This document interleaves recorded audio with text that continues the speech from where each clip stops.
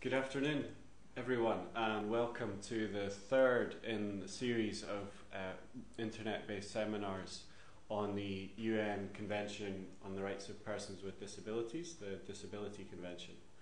The seminars are run by the Scottish Human Rights Commission and the Equality and Human Rights Commission.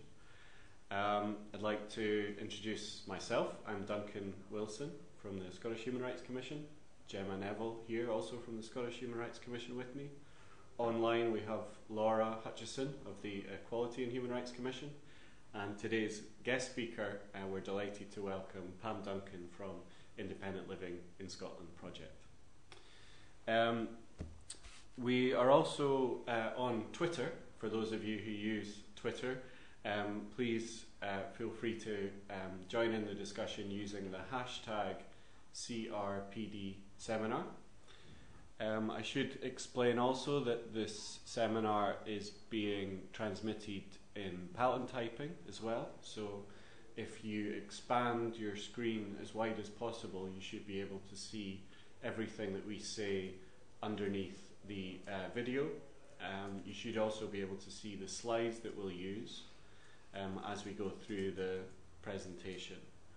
Everything today is being recorded, so if you or a colleague or friend want to watch this again or haven't been able to watch it live, you'll be able to access the recording in a few days' time via both of the Commission's websites.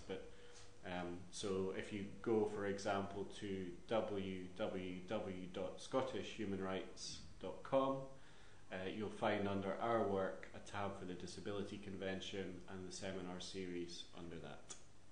And you'll also be able to access the previous seminars there as well if you're interested. Please feel free to join the discussion online. You'll see on your screen a text box in the bottom left-hand corner. Please introduce yourself. We would really love to know who's watching, where you're watching from, and we'd love to hear your views on the topic or anything connected with the Disability Convention, and ask questions. In fact, there's quite a few introductions already. We have Anne, Jane, Rhian, Pauline, Wilma, so quite a broad spread in Dundee, Dumfries, and Edinburgh too. That's great. I should say we also welcome any men who want to take part, so if you a little bit of gender imbalance in our participants. But there's an Alistair here. Oh, there's Alistair, great. Well, welcome to everyone. Can we have the next slide, please? And the next. And that's everything that I just said, so if we can have the next one again, then we'll start. I'll start with a few words of introduction. Just about the convention generally and the obligations related to independent living, and then we'll hand over to Pam to hear about the work of ILIS and current issues and priorities, and then we'll have a discussion at the end and try to answer any questions you have. So first of all, the Disability Convention. It's a piece of international law that the United Kingdom has signed and gone through a process called ratification, which is really a solemn binding undertaking in international law, which means that the UK has to respect, to protect and ensure all of the rights in the convention, and it will be held to account at the United Nations for everything that it does to uphold the convention. The convention includes all range of human rights that disabled people have in all aspects of life, from political participation, civil rights, and economic, social and cultural rights as well. It recognises the social model of disability, and I suppose in essence what should happen is that every country that commits to the convention should identify what are the barriers that disabled people face in realising their rights, and then take the right steps to get rid of those barriers and gradually ensure that everyone enjoys all of their human rights, including people with disabilities. Can we have the next slide, please? One of the new and very important features of the Disability Convention is that it has quite concrete ways of monitoring and enforcing.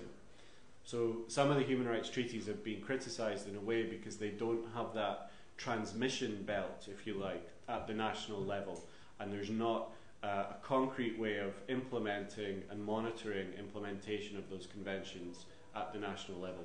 The Disability Convention doesn't have those problems. What we have in it is very clear provisions about monitoring, including the role of what are called independent mechanisms.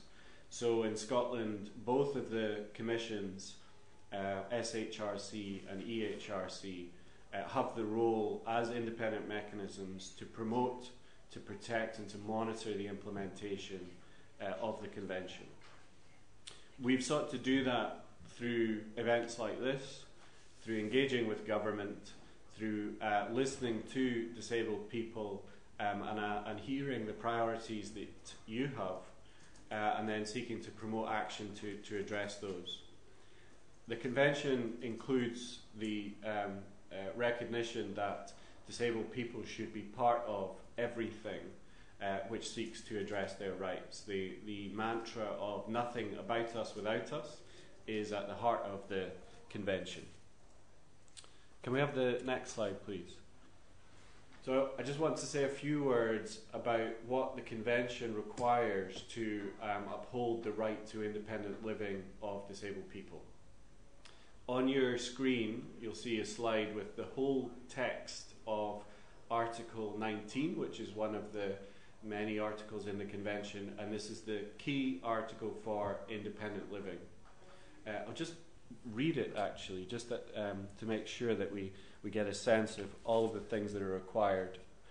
It says, the government should ensure that persons with disabilities have the opportunity to choose their place of residence and where and with whom they live on an equal basis with others, and they're not obliged to live in any particular living arrangement. It also says persons with disabilities should have access to a range of in-home, residential and other community support services, including personal assistance necessary to live, to support living and inclusion in the community and to prevent isolation or segregation from the community. And finally, community services and facilities for the general population should be available on an equal basis to persons with disabilities and should be responsive to their needs. That article sits at the core of the convention, and in order to understand how government should uphold that right, it's helpful to look at some of the other articles in the convention and to see how they interact. So if we have the next slide, I'll explain a little bit about that.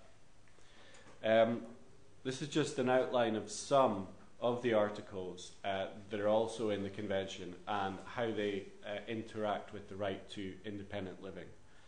The first thing to say is that the convention's general purpose to recognise, uphold and protect all of the rights of disabled people, and the general principles in the convention, which are in Article 3, dignity, autonomy, participation, all of these should be understood as linked with the specific article that we just read. And secondly, another key article in the convention is the right to legal capacity, which in Article 12, which has been described as restoring to disabled people the power of autonomy to make decisions that impact on their lives. So if we understand all of that linked to independent living, you can see how the broader understanding of independent living which we have in Scotland, which I know Pam will speak to in a moment, is linked in very, very closely with the full range of articles in the convention. So that Article 19 that we just read, it includes a lot of things, but some of those include choice of where and with whom people live, and in order to ensure that right of choice on where you live is real, there should be equal access to services in communities. Some things then could be done straight away, but in order to make that right fulfilled for everyone, there may need to be steps taken over time to ensure what's called progressive realization of that right. It also links with the general obligations in the Convention. So to realise all the rights, states that ratify the Convention should do a number of things, but that includes screening law, strategy and policy that currently exists across Scotland in our case, to see where there might be areas that are not compatible with the rights in the Convention that need to be addressed, and then taking the right measures to address it. In doing that, in the whole range of law setting, policy setting, and other measures to implement the Convention, the government has to work with and listen to and enable the participation of people with disabilities. And they also have to assess the impact of all policies, laws, and strategies on the rights of people with disabilities. So impact assessment can be a key way of ensuring that we're on the right track. Can we have the next slide, please? I mentioned before that both of the commissions, as part of our work, have held a series of participation events to hear directly from disabled people about the concerns that you have on the priorities that need to be addressed to make sure the Convention is made real in Scotland. And some of those, and this is just a summary of some of the findings that you have reported to us about concerns related to independent living, include those listed on the slide. And I know Pam will pick up on a number of these. Concerns about the portability or lack of portability of care between local authority areas. Accessible transport, something that was repeated across different locations in Scotland, but I remember it vividly in the events that we had in the rural areas. So we had events in Inverness and Oban and a number of locations about a year ago now, and that was a key theme that came out there. The concerns that some people with learning disabilities continue to live in residential settings where they could in fact live within broader communities if the support services were available in communities. So as you'll have seen when we read that article, there's a very clear requirement to move towards deinstitutionalisation. What we should see is increasingly disabled people having the real choices about where they live. So there's concerns that while we're moving in the right direction, there are still too many people with learning disabilities living in residential institutions. I should have said at the beginning that the next bullet point, there's a very clear message that independent living was seen as an overarching priority. I'm sure that's reassuring to Pam, in that we should promote in all of our work to implement the Convention. Next, the concern, and I'm sure this is something we'll pick up in discussion, concern about the impact of spending cuts and the lack of participation of disabled people in those spending cuts. So we mentioned a minute ago that the government actually should be undertaking impact assessment, not just on equality, but also on human rights. So it wouldn't be enough just to assess whether a cut would have a disproportionate impact on disabled people or other groups in society.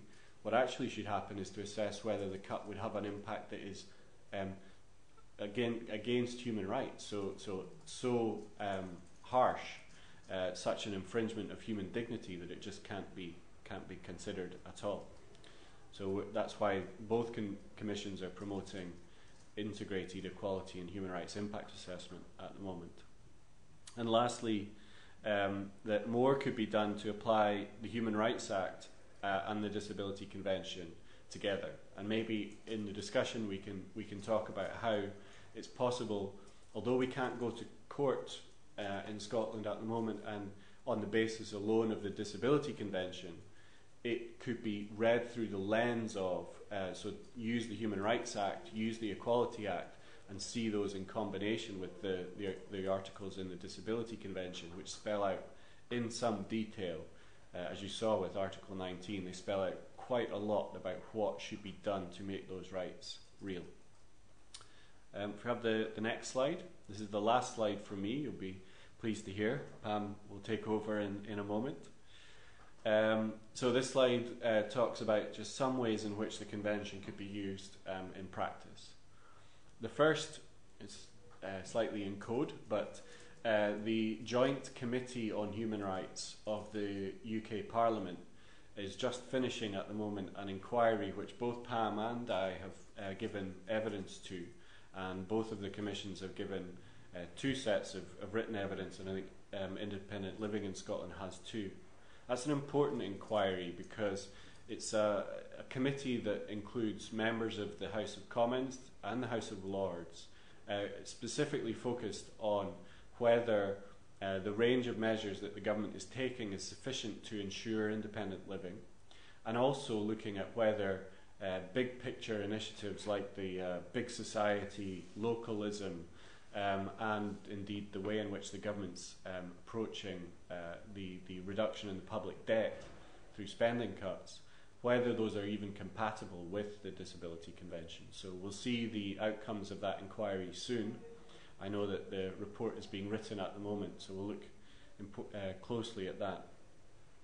There's obviously a link with some of the Scottish Government policy initiatives like the move towards self-directed support. This may be something we can pick up on later. And you can see through some areas that in Scotland we've moved from having human rights in our laws to having human rights very clearly at the heart of strategy.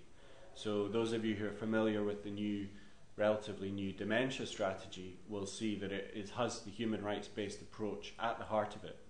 And for example, in our work, we've also promoted with public authorities rights-based approach training, capacity building of frontline workers in the care sector to understand what a human rights-based approach to social care should mean.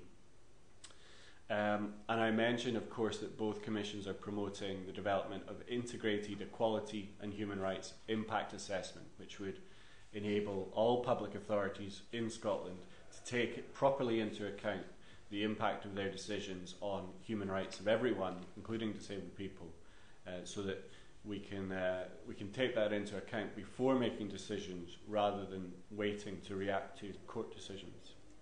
And finally, and perhaps we'll pick up on this at the end, to crystallise all of that in the development of an action plan. So the Scottish Government, UK Government have reported to the United Nations on what they've done to implement the Convention. We are undertaking our monitoring work, and disabled people are actively involved in shaping next steps. But it's possible that we could all get together with the government and local authorities and public authorities generally to see what needs to be done, who's going to do it, and when they're going to do it in an action plan to make all of the rights in the Convention real. So maybe that's something we can pick up in the discussion, but that was just by way of setting the context, how the Convention itself upholds independent living. But I'd like to pass over to the expert now. And once again, thanks a lot, Pam, for taking the time to prepare and to come to talk with us today. So really, over to you. Thank you. Thanks very much, Duncan. Expert following yourself is a big shoe to fill. So I hope I'll do it justice. But thank you very much for having us here, for the commissions for hosting this, and also for people joining online. This is something. The human rights agenda and independent living are very much interlinked, and hopefully throughout the course of my presentation you'll begin to see why this agenda is incredibly important. And before I start, I just wanted to set a bit of the context. We're in quite uncertain times just now for disabled people. There's a lot of fear around in terms of what disabled people are going to have in the future, what they've got now. There's a feeling of things being taken away at a time when people can't really afford it. And you know, we talk a lot about austerity, and that's something that disabled people are really experiencing just now and are quite frightened of, which is why things like the United Nations Convention and Human Rights Act and the European Convention are incredibly important, and none more so than at times like this. So it's really important, and a pleasure to be here today to talk about it. It's also, as you'll hear as we go through, the mantra, the founding mantra of the disability movement, which is nothing about us without us. We're really pleased to see that really is reflected in a lot of the convention, as you pointed out, and that's something that the Independent Living in Scotland project build on and use very much, and very much cherish as the principle on which it was based, and the grassroots disabled people very much input to how we do our work and why we exist. So it's really important for us to see the similarities reflected across such legislation as well. Next slide, please. Thank you. Well, my name's Pam Duncan. As you know, I'm Policy Officer for the Independent Living in Scotland project. So what is the project, and why am I here? Well, first of all, the project was set up a good number of years ago, about 4 years ago now, by the Scottish Government. The Scottish Government offered funding to a group of disabled people, so it's funded by the Scottish Government, to look at independent living itself. They realised that it wasn't yet a reality in Scotland for disabled people, that disabled people weren't accessing services on an equal basis, they weren't equal citizens in society in the way that they could be, and so they saw that things needed to change. And they didn't see that without working with disabled people, and disabled people themselves worked very hard for this agenda to be put on, to be part of the bigger agenda in Scotland. And so they were very pleased when a group of disabled people and activists within the movement were awarded the money to set up the project. The project is led by a group of disabled people and their organisations in Scotland, so it's steered by those people. And it is hosted currently in the Equality and Human Rights Commission until March 2012, when we move house to Inclusion Scotland, which is another national organisation, disabled people's organisation, and we moved there in March 2012. The project itself is part of the wider Scottish Government agenda on independent living. As I said earlier, the government realised that a lot of things needed to change, and to do that they recognised that disabled people needed to have a voice, and that voice needed to be carried through policies and practices at all levels across Scotland, including at government level and also at local authority level.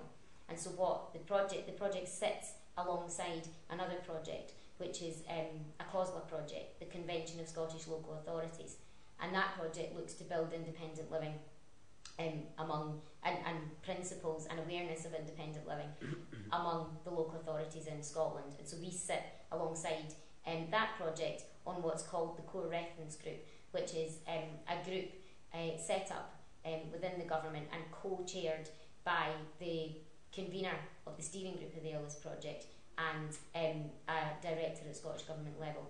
And that group contains disabled people's organisations, organisations for disabled people, trade unions, representatives from the NHS and health, and across the public sector.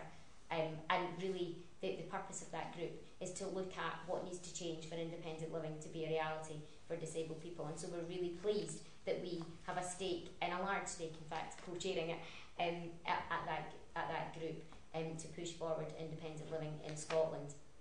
The Scottish Government absolutely see this agenda as one as unleashing the potential of Scotland's citizens, and so that is why it's incredibly important, and it has that's why they see it as incredibly important, and it has the backing of the Scottish Government, of the NHS, and also of Convention of Scottish Local Authorities, as agreed to in the vision for independent living, which you can see on our website, and you'll have details of that at the end of this presentation.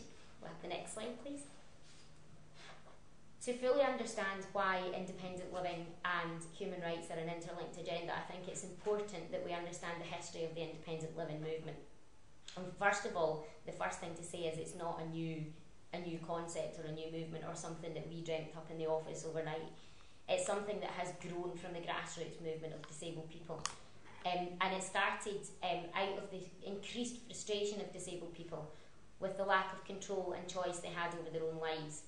And the first sort of iteration, if you like, of independent living happened in California, in Berkeley, when a guy called Ed Roberts went to university there. And he went along to university and he said, I want to come and study here. And the university said, we don't do disabled people.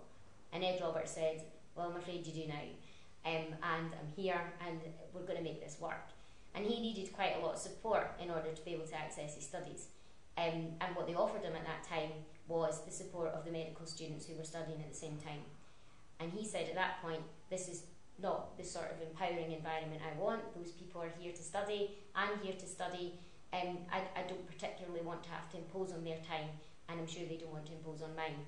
And so he wanted something that was much more about choice and empowerment and control and dignity for disabled people, and set up a group called the Rolling Quads, which was another a group of disabled people who came together to talk about how they could change things and how they could make what they saw independent living to be a reality in a much more empowering way. And they succeeded, but they recognised that things needed to change for disabled people, that frustration and lack of control was no longer acceptable. And so they worked on what's called the social model of disability, where they looked at the barriers to inclusion of disabled people in society, which is something that the UN Convention is very much based on and has at its focus and at its core. And so it was important to them to reshape how disability was understood. And the independent living movement grew from the principles of freedom, choice, dignity and control as part of the work that happened back then in California in the early 60s. It's led in Scotland by a group of disabled activists and disabled people's organisations, user-led organisations, working in the field to influence social policy at local and national level. And you can see on your slides there some examples of a few of those: Inclusion Scotland, the Scottish Disability Equality Forum, and Self-Directed Support Scotland. And so one thing that's really important, I think, to know is that the independent living movement are ready to change, not only because disabled people feel that things need to change, but because they realise that they have expectations now, because they have rights, and conventions such as the United Nations Convention is something that people really hold dear and hold strong and want to make it reality. So we could have the next slide, please. So what does independent living mean? Well, it means disabled people of all ages having the same freedom, choice, dignity and control as other citizens, at home, at work and in the community. It does not mean living by yourself or fending for yourself. It means the right to practical assistance and support to participate in society and live an ordinary life. And for those of you who realised I was reading that, I was, and I should trip off my tongue, but I don't like to get it, I like to get it word perfect, because that's something, that definition has been developed through a process of involvement, empowerment and engagement with disabled people, and so it's really important that they own it and that the definition is something that is understood in those terms. It asserts that disabled people are the best people to make decisions about their own life, and again that's reflected a lot throughout the convention in terms of the involvement that is placed, the duty of involvement that is expected throughout the convention with disabled people. And that does mean that there needs to be changes to attitudes, to environments, to policies and to practices, and none of this comes particularly easy. But it's a new way of understanding independent living for many people. Traditionally, independent living's been about doing things by yourself. When I was growing up as a young person, I don't know how many times people said to me, you're going to be independent, you're going to do everything on your own, you're going to make your cup of tea with this contraption that you always spill, or put your socks on with something that takes you hours and hours to do and then you miss school. Which is fine if it's maths, because I hated it, but not good if it was a subject I enjoyed. And the point there is that in the definition and our understanding of independent living as a society is changing, hopefully. And for disabled people, it was never really about doing things on our own. And I think if we really ask ourselves as a society, how much do we do ourselves, I think we begin to realise that we do rely on structures and people and systems around about us. And so what's important for the independent living movement is that these structures and systems and people and policies all understand that disabled people have a right to be able to live, to be free and to live in the same way that others do, make the same choices, have the same level of control over their lives, and to live with the same, afforded the same amount of dignity. And policies that don't see independent living in those terms, but instead see it about going it alone and doing it all by yourself, which tend to be what a lot of policies are based on, don't support disabled people because they tend to pull the rug from under them. So an example could be welfare reforms, and I'll talk a bit about that in a minute. And so that's why the independent living movement developed alongside the definition of independent living, the 13, 14, it is now, was allowed when I started, basic rights of independent living, because it realised that in order to be able to live free and equal as other people do, you need access to certain things. And on the next slide, please, you'll see I've listed the certain things that underpin the choice, control, freedom and dignity for disabled people. And without these, choice wouldn't be possible. So for example, you can see on the slide in front of you, there's education and training, equal opportunities for employment, access to the environment, accessible transport, technical aids and equipment, accessible and adapted housing, personal assistance. And on the next slide, an income, including that from benefits, accessible and readily available information, advocacy and self-advocacy, peer counselling, accessible and inclusive healthcare, communication and appropriate support for communication, and civic participation. Many of these, as you'll see shortly, are mirrored in the United Nations Convention, and so again it underpins but also requires, if you like, independent living in order for it to happen. And without one or two of these, the independent living wouldn't be a reality. So for example, it's like a chain, if you imagine that. There's no point in having an accessible bus draw up outside your house if you're living in accommodation that has stairs outside and you can't get out because you're a wheelchair user, for example. So all of these things are interlinked, and so when we talk about independent living, we very much talk about a joined up agenda. So what are we doing in the independent living movement just now to try and develop this and make this a reality? So on the next slide, you'll see that there's lots going on, and I won't bore you with the detail of all of it, unless you're a bit of a geek and a pulls ahead like me, then you might be interested, and you can always find out more on our website. But briefly, we're obviously working at policy level as well, so as well as practice, services, and then I've put human rights there on that slide, but that actually underpins all of the policy, practice and service work that we do. So we're working alongside other disability organisations to look at advocacy and the right to advocacy and getting an understanding that that is essential. If we have choice, for example, we need to have opportunities, and to have opportunities we need to understand how something is an opportunity, and that can very much require advocacy.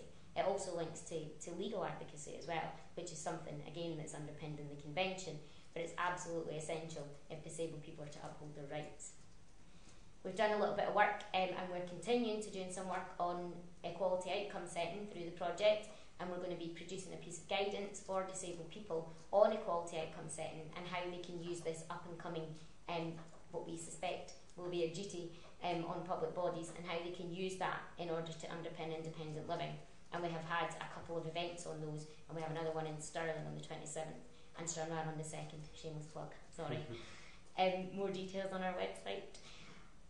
Then of course we've done work around the spending review, which is a huge thing for disabled people, looking at how money's spent basically, because as we know, one of the barriers to independent living is in fact being told there isn't enough money for it, and increasingly in austere times we're hearing that more and more often. There's that feeling that there isn't enough money to support disabled people, and that's something that we're challenging at every opportunity we can, because as you heard earlier on from Duncan, it isn't always about being able to pick and choose. There are some things that just need to happen and just need to be done, at least progressively, and so we did a bit of work there.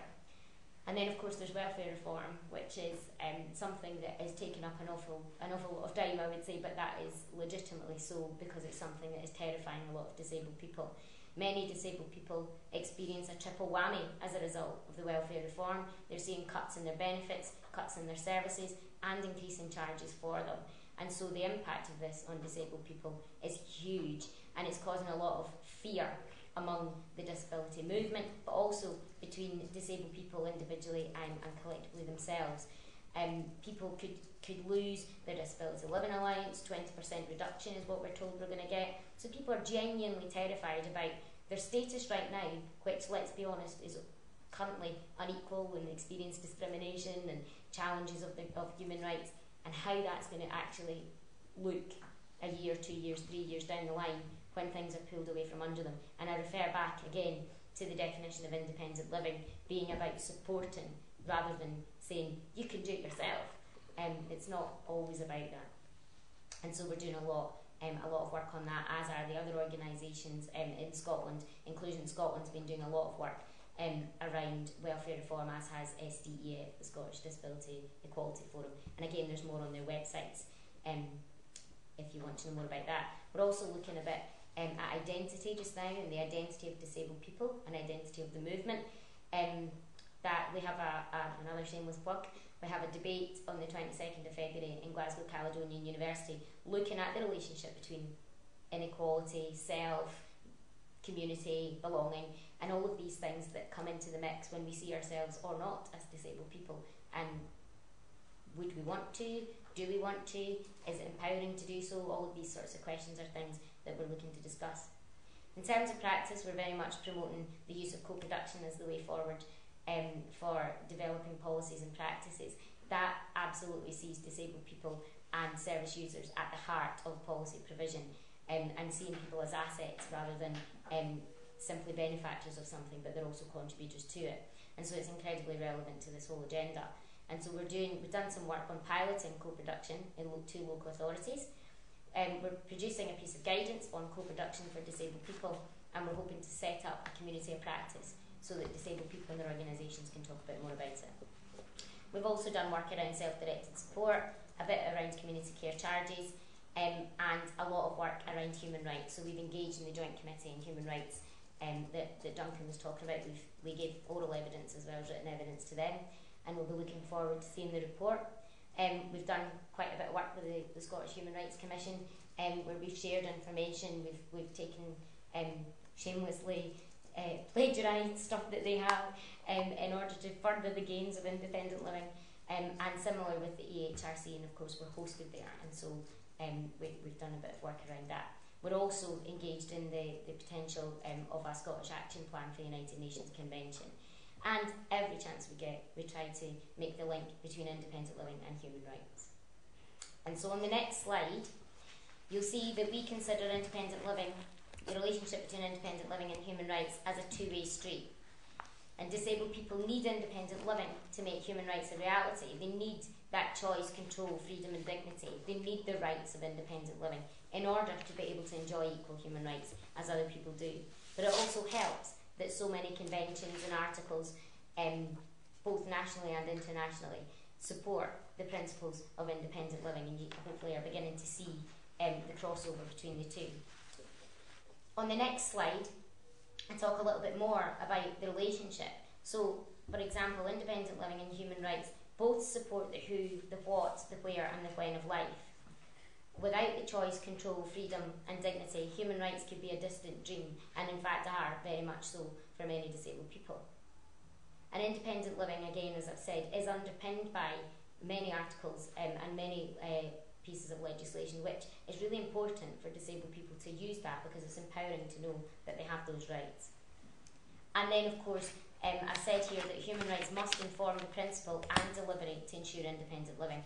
So we talk about a human rights-based approach, for example. It's important that as well as at the practice end, human rights are considered, but also at the principle and the decision-making end.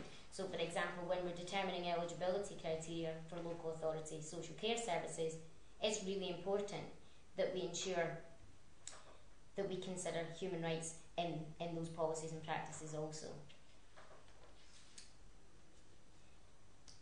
On the next slide, you'll see I've picked out a few sort of human rights articles, conventions and laws that are relevant to disabled people, but of course all human rights are relevant to disabled people, but some of them I've picked out here. So, for example, Article 3 and Article 8 of the European Convention, the right not to be tortured or treated in inhumane or degrading way, and the right to respect for private and family life and homely correspondence.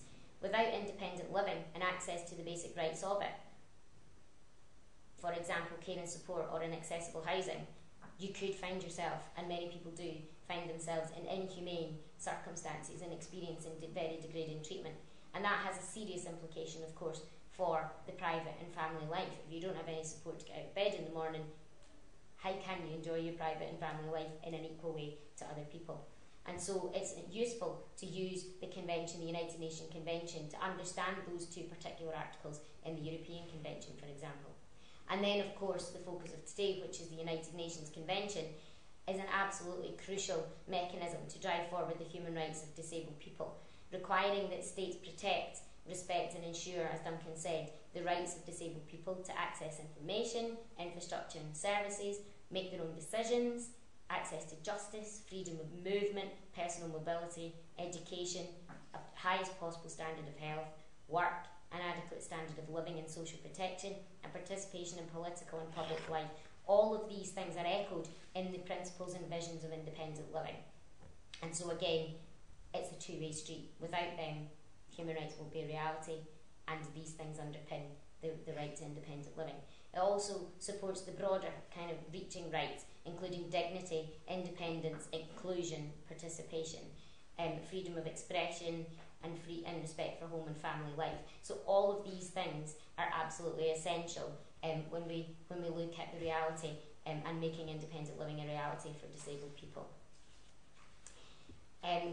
Article 19, as Duncan mentioned, is often seen as one that is equated with independent living, and absolutely rightly so, because it very clearly spells out the right to independent living. But it's really important that we also remember all the other articles and all the other strengths that the United Nations Convention brings for disabled people, and how strong that can be in our strive for independent living and the emancipation of disabled people themselves. And one of the things, the other articles I would like to pick out from the United Nations Convention there is Article 4, as it underpins the need to work with disabled people, the need to work with disabled people's organisations, and because they really do have a lot of the answers, and they are the people who are experiencing their life, if you like. And also, as I've said this in the past, we're looking for very innovative ways to deliver public services. We're looking at public service reform. Disabled people are pretty good at innovation because they have to be, and they tend to have to change the way that things are done quite a lot, or ask that other people do that. And so they shouldn't be underestimated as an asset in this agenda. And so on the next slide, I just have two quotes, one from Disability Now and one for the Campaign of the Fair Society, which I won't read out, but basically both of them say that human rights, whilst they underpin independent living, and whilst there is a huge amount of work on independent living in Scotland, and also similarly, slightly different, but some work in the UK, human rights are not yet a reality for disabled people, and we can sadly see that from the two quotes that I've highlighted from earlier this year, despite the levers that protect human rights. So there is much to be done, and on the next slide I'll suggest a couple of things that are quite important, I think, and the project and also the movement believe are important to push forward this agenda. So first of all, independent living, part of policy and service delivery. And I said earlier, it's about understanding independent living from the point of view of the independent living movement. So it's not just about pulling things away or not having support. In actual fact, it can mean putting in place support so that disabled people can enjoy the same freedom, choice, dignity and control as others. Then, of course, the preventative spending agenda is something that disabled people have kind of said for quite a while, actually, so we're really pleased to see it finally a buzzword.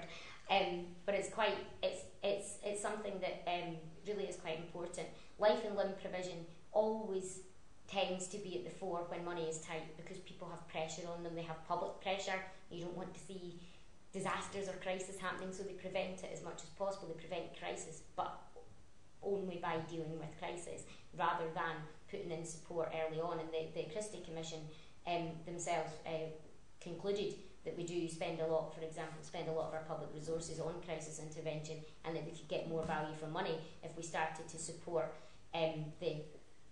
the other end, if that's the easiest way of putting it. And without doing that, if we don't do that, the gulf between demand and supply will continue to grow. The other thing is that the disabled people's organisations and disabled people must be part of shaping policies and practices, and that's only possible with their emancipation and them having a voice, and that happens through disabled people's organisations. But in a time of austerity, if we're looking at life and limb provision, often those organisations don't get the support that they require. So we would say preventative spending is important. Co-production I've already mentioned, again central to the implementation of independent living, and of course it goes without saying leadership. on and the promotion of human rights wherever possible.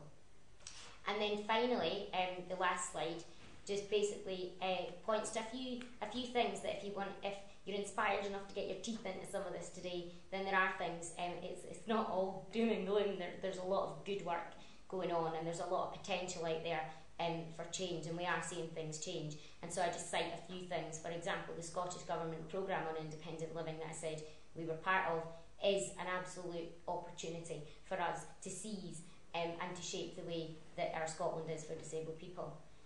And then, of course, there's the findings of the Joint Committee on Human Rights and what we can do with them in Scotland when they come out. So whether you're a disabled person or part of an organisation, it'll be good to keep an eye on them. Then there's the National Action Plan that Duncan spoke about earlier on. That too could be considered an opportunity. And then, of course, there's the UK strategy, Disability Strategy Fulfilling Potential, that's out for consultation just now. I think that's another opportunity for us to get our human rights and independent living message across. So thank you very much for having us here to talk. I hope I haven't bored people for too long. I realise I've gone over time, and I'm sorry about that. I do tend, if I slow down, I tend to go over time. So the alternative is I'm like a budgie on trill. So anyway, thank you very much for having us, and I'm happy to answer or quietly deflect any questions. Thank you very much. Excellent. Thank you so much, Pam. I'm completely in awe of your ability to synthesize so much information in such a clear and concise way. So thanks for all your preparation, obviously, and for that excellent presentation. I think Gemma has been gathering together some of the questions and comments that have come in online. So yes, that's right. And there's so much in that presentation. We really got good value out of you today. Firstly, to say it's really positive to see online that there's connections being made between individuals and organisations, and some links shared as well, including a link to the Independent Living in Scotland project. Firstly, a comment from Alistair in Dumfries. He was making the comment that in his area in Dumfries and Galloway, local bus service commissioning authorities aren't good at making accessible transport a criteria for the tendering process for transport. And then Laura at the Equality and Human Rights Commission was pointing out that the new public sector equality duties will come into force in April this year, and she anticipates that the regulations that go with them will include a procurement duty, so one to watch. Pauline at Inclusion Scotland was saying that the Scottish Accessible Transport Alliance might be able to offer some advice on that issue as well, about transport in rural areas. And then a question also, and this came from Rian at the Scottish Independent Advocacy Alliance, and she was keen to know, Pam, what campaigning you're doing for access to advocacy, because she was saying that while there is good provision for mental health services and advocacy, she thinks that there's less funding for physical disabilities and the advocacy there. Have you got some thoughts or also information about other campaigns you want to share? One of the things that we have found in this sort of strive to see advocacy for independent living's sake, as we're kind of badging it at the minute, and we're yet to fully develop a sort of communication on that, if you like, is that there are services out there, but they are only accessible if you are in a particular situation, in a particular geographic location, come under a particular impairment group. So, for example, the point that Rian makes about mental health is absolutely right.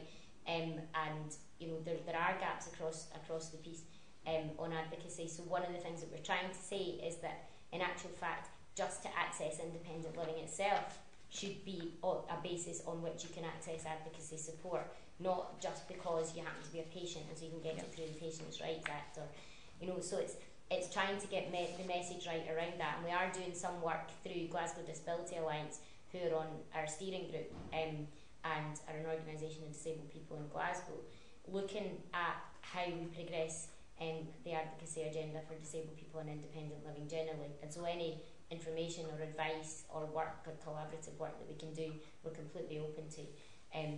We are still feeling our way around that. And we've done some work with the Scottish Independence Advocacy Alliance on it as well. We've been chatting with them about how best to take it forward.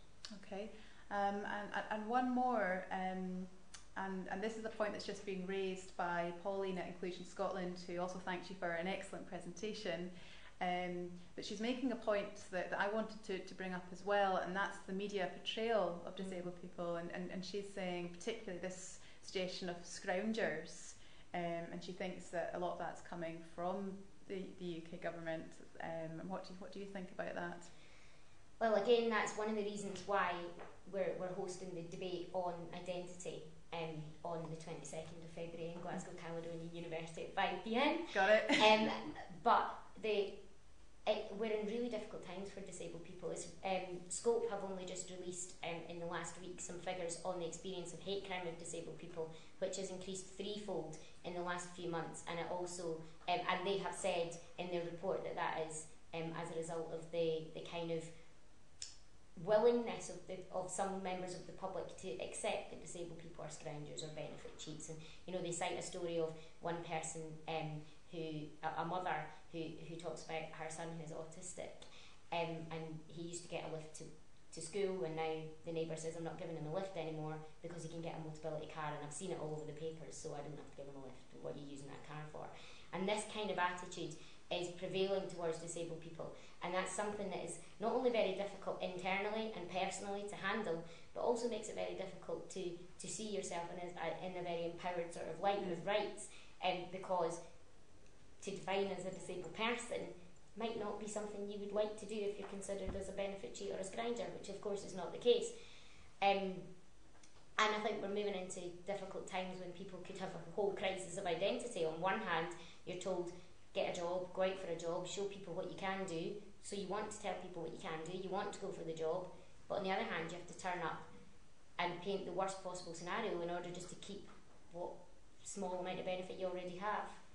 And so you're asked to play to two different sort of aspects of your personality and two different things. And those things, that is a very difficult thing for someone to do. It's also a very difficult thing for the disability movement to address, because you're never quite sure how you position yourself. It's a difficult time, I think, and the media will have to, I think, start to consider how they portray disabled people. Okay. Thank you. That's really interesting, Pam. And just a couple of other comments, actually. Firstly, thanks from Anne at Castle Douglas. She's signing off, but said she really enjoyed the seminar, and she thinks that hate crime is, in her words, a spin-off from the current government policy. And I know the SHRC did an inquiry into disability hate crime. Also a point made from Chloe at the Scottish Consortium for Learning Disabilities that communication difficulties are also is poorly funded for advocacy, and she wants that brought up as well. With the time left, Duncan, would you like to touch perhaps on some of the connections to the enforceable law as well, perhaps capacity, and I can see you scribbling notes with I was just going to pick up actually on some of the questions that have been asked, and first if I could on the question about tendering and procurement, and this is something that the Scottish Human Rights Commission has also been promoting. That it's a very trite phrase, but it's very important that you can't contract out of your human rights obligations.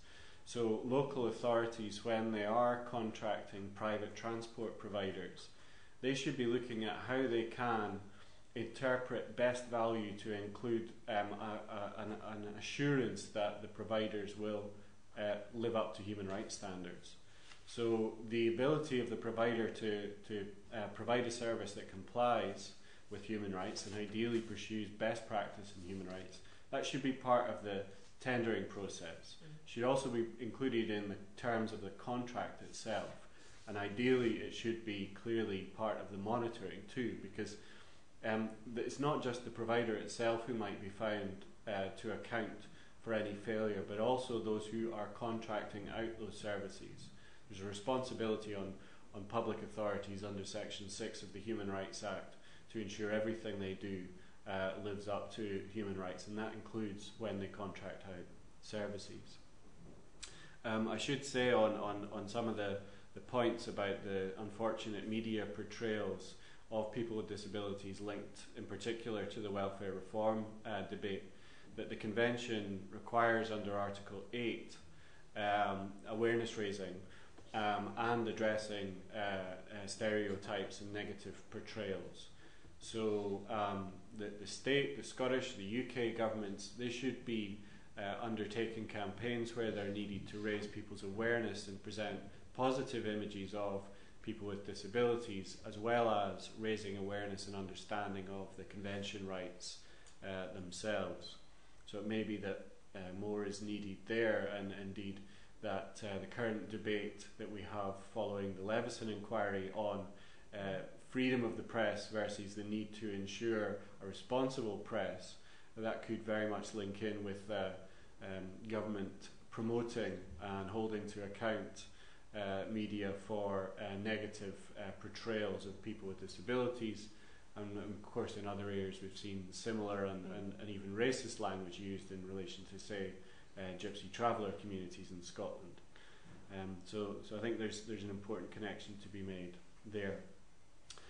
Lastly, you mentioned, Gemma, linking back with the Human Rights Act, and one way in which that has happened is in the area of legal capacity, which is upheld in Article 12 of the UN Convention.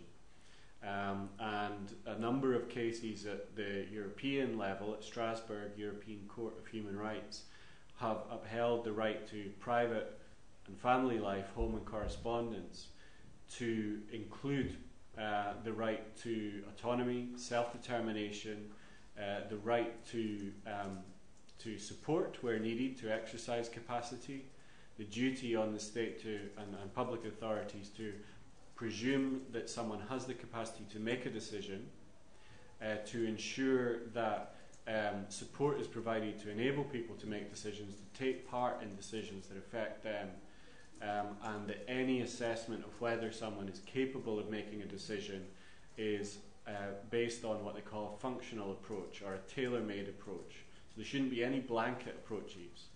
You know, the Disability Convention covers people with mental disorders, intellectual disabilities as well. So, for example, the fact that somebody has a diagnosis of dementia should not be used to assume that they don't have the capacity to make a decision. The opposite should be true.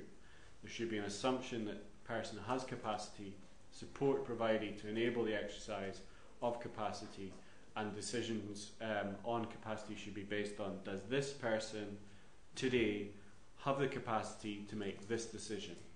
So any restriction on capacity, like a guardianship order, that should only be made for as long as it's is necessary, and only in relation to those areas that it's necessary.